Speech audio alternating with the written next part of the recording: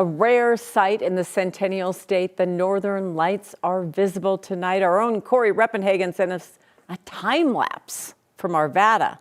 He did more than just snap great pictures.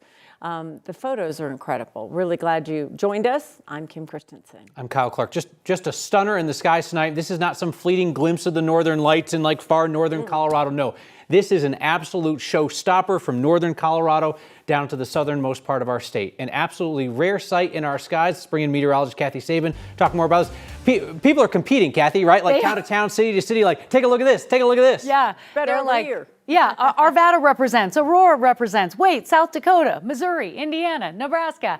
It's crazy. It's a level 4 out of 5. It's a solar flare that set off this geomagnetic storm that created this color in the sky. It's still happening. You've still got time to get out there and see the color.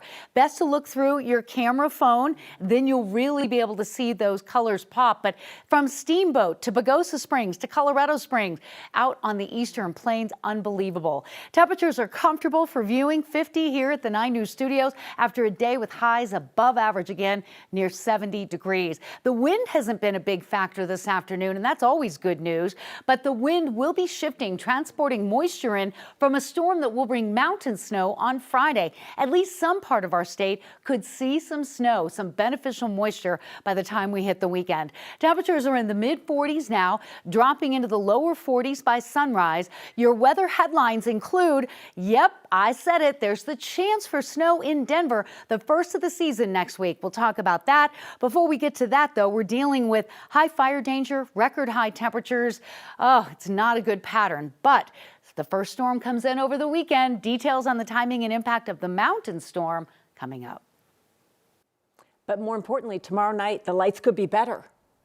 All right, Phil, I don't know how you feel about spending the night on the roof. Phil Lipoff's up there for us, but you heard Kim. Tomorrow night could be better, so just get a tent out and make yourself comfortable. Kyle, Kim, this really is spectacular.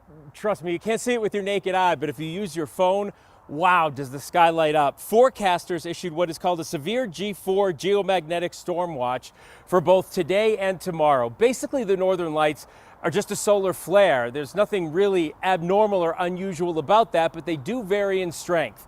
One viewer called into our newsroom earlier on tonight, and I want to quote this and get it right. He said, "My sky is red." That's what he reported, and boy, was it. You've been sending in pictures all night. Let's take a look at some of them. First up, and probably one of the best pictures we have, this is from Lisa, Shadow Mountain Lake in Grant County. One of the shots we've seen that's multicolored, both green and red.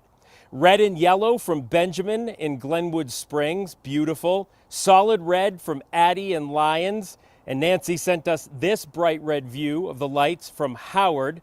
For Rose and Boulder, the lights appeared purple. Look at that. Also in Boulder tonight, an explanation from the NOAA Space Weather Prediction Center. A geomagnetic storm is a significant geomagnetic disturbance, basically a magnetic storm. And what happens when those occur is we can see things like the Northern Lights spin up from time to time.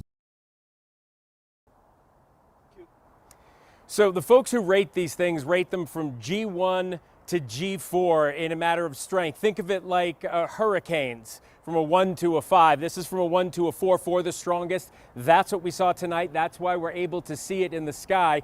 But don't worry, if you didn't get a chance to see it tonight, you'll get another chance tomorrow. I know that because I got to speak to Kathy Sabin tonight, chief meteorologist, who gave me a lot of my information for this particular story.